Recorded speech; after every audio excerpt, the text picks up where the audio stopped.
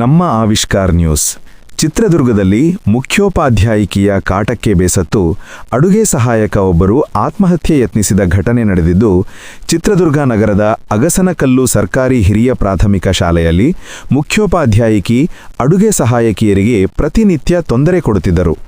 ಇದನ್ನು ಸಹಿಸಿಕೊಳ್ಳಲಾರದೆ ಅರ್ಚನಾ, ಅಡುಗೆ ಸಹಾಯಕಿ ಆತ್ಮಹತ್ಯೆಗೆ ಯತ್ನಿಸಿದ್ದು, ಇವರು ಚಿತ್ರದುರ್ಗ ಜಿಲ್ಲಾಸ್ಪತ್ರೆಯಲ್ಲಿ ಚಿಕಿತ್ಸೆ ಪಡೆಯುತ್ತಿದ್ದಾರೆ. ಇವರ ಸ್ಥಿತಿ ಚಿಂತಾಜನಕವಾಗಿದ್ದು, ಶಿಕ್ಷಣ ಇಲಾಖೆಯವರು ಯಾವುದೇ ರೀತಿ ಕಂಪ್ಲೇಂಟ್ ತೆಗೆದುಕೊಳ್ಳದೇ ಇರುವುದು ಕುಟುಂಬಸ್ಥರ ಆಕ್ರೋಶಕ್ಕೆ ಕಾರಣವಾಗಿದೆ. ಶಾಲಾ ಶಿಕ್ಷಕಿ ಸರಸ್ವತಿ ವಿರುದ್ಧ ಕಿರುಕುಳ ಆರೋಪ ಹೊರಿಸಲಾಗಿದೆ. ಪ್ರತಿನಿತ್ಯ ಶಾಲೆಗೆ ಸರಸ್ವತಿಯವರು ಕೊಳೆತ ತರಕಾರಿ, ಹಣ್ಣುಗಳನ್ನು ತರುತ್ತಿದ್ದಾರೆಂದು ಅರ್ಚನಾ ಅವರು ವಿಡಿಯೋ ಮಾಡಿದ್ದರು ಮತ್ತು ಕೆಲಸವನ್ನು ಕಾಯಂ ಮಾಡೋದಾಗಿ 25,000ಗಳನ್ನು ಲಂಚವಾಗಿ ಕೇಳಿದ್ದರು ಎಂದು ಆರೋಪ ಮಾಡಿದರು. ಅರ್ಚನಾ ಅವರನ್ನು ಸಂಶಯದಿಂದ ನೋಡುತ್ತಿದ್ದರು ಮತ್ತು ಅವ್ಯಕ್ತ ಶಬ್ದಗಳಿಂದ ನಿಂದನೆ ಮಾಡುತ್ತಿದ್ದರು. ಇದನ್ನು ಸಹಿಸಲಾರದೆ 21 ಮಾತ್ರೆಗಳನ್ನು ಸೇವಿಸಿ ಆತ್ಮಹತ್ಯೆಗೆ ಯತ್ನಿಸಿದೆ ಎಂದು ತಿಳಿಸಿದರು. ನಾವು ಯಾವ ತರಕಾರಿಯನ್ನು ತಂದುಕೊಡುತ್ತೇವೋ ಅದರಿಂದನೇ ಅಡುಗೆ ಮಾಡಬೇಕು, ಇಲ್ಲಾಂದ್ರೆ ಕೆಲಸ ಬಿಟ್ಟು ಹೋಗಿ ಎಂದು ಹೇಳ್ತಾರೆ. ಇದರಿಂದ ಮನನೊಂದು ಡಿಡಿಪಿಐ ಆಫೀಸಿಗೂ ಮತ್ತು ಕ್ಷೇತ್ರ ಶಿಕ್ಷಣಾಧಿಕಾರಿಗಳಿಗೂ ತಿಳಿಸಿದರು. ಯಾರೂ ಸಹ ನಮಗೆ ಸಹಾಯ ಮಾಡುವುದಕ್ಕೆ ಬರಲಿಲ್ಲ. ಆದ್ದರಿಂದ ಮಾತ್ರೆ ಸೇವಿಸಿ ಆತ್ಮಹತ್ಯೆ ಮಾಡಿಕೊಳ್ಳುವುದಾಗಿ ನಿರ್ಧರಿಸಿದೆ ಎಂದು ಮಾಧ್ಯಮಗಳೊಂದಿಗೆ ಮಾತನಾಡಿದರು. ಸ್ಥಳಕ್ಕೆ ಪೊಲೀಸ್ ಅಧಿಕಾರಿಗಳು ಬಂದು ಪರಿಶೀಲನೆ ನಡೆಸಿ ಪ್ರಕರಣವನ್ನು ದಾಖಲಿಸಿಕೊಂಡಿದ್ದಾರೆ.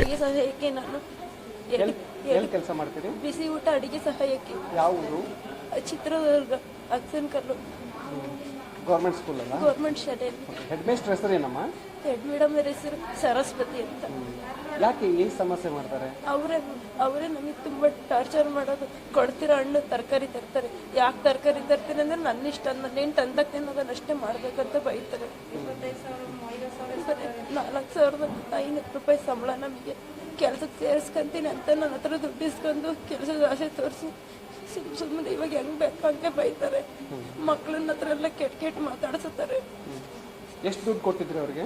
ಅವ್ರಿಗೆ ದುಡ್ಡು ಕೊಟ್ಟಿದ್ದೆ 25,000 ರೂಪಾಯಿ ಮೇಲೆ ಕೊಟ್ಟಿದ್ದೆ. ಈಗೇನು ಹೇಳ್ತಾರೆ? ಇವಾಗ ಏನು ಮಾಡೋದು? ಮುಂಚೆ ಇವಾಗ ಬೇರೆ ಏರಿಯಾದಿಂದ ಬರ್ತೀನಿ, ನೀನು ತೆಗ್ದಾಕಿ ಬೇರೆ ಸೇರಿಸ್ಕೊಂತೀವಿ ಅಂತ ಹೇಳ್ತಾರೆ. ಹಂಗೆ ಹೆದರ್ಸ್ಬಿಟ್ಟು ದುಡ್ಡು ಇಸ್ಕೊಂಡಿದ್ರೆ 25,000 ಇಸ್ಕೊಂಡಿದ್ರು ಸೇರಿಸ್ಕೊಳಕ್ಕೆ. ಹೆಂಗೆ ಕೊಟ್ಟಿದ್ರು ದುಡ್ಡನ್ನ? ದುಡ್ಡು ಕ್ಯಾಶ್ ಕೊಟ್ಟಿದ್ರಾ, ಫೋನ್ ಪೇ ಮಾಡಿದ್ರಾ, ಬ್ಯಾಂಕಿಗೆ ಹಾಕಿದ್ರಾ? ಕ್ಯಾಶ್ ಕೊಟ್ಟಿದ್ರಾ? ಈಗ ನೀವೇನು ಮಾಡ್ಕೊಂಡಿದ್ರಿ? ಸ್ಕೂಲಾಗಿ ಕೆಲಸ ಮಾಡ್ತೀನಿ. ಏನು ತೊಗೊಂಡಿದ್ರಿ?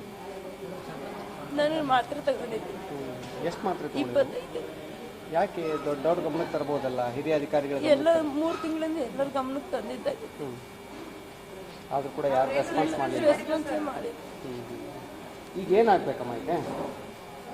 ಈಗ ಏನಾಗಬೇಕು ಸರ್? ಏನು ಒಳ್ಳೆ ನ್ಯಾಯ ದೊರಕಿಸಿ.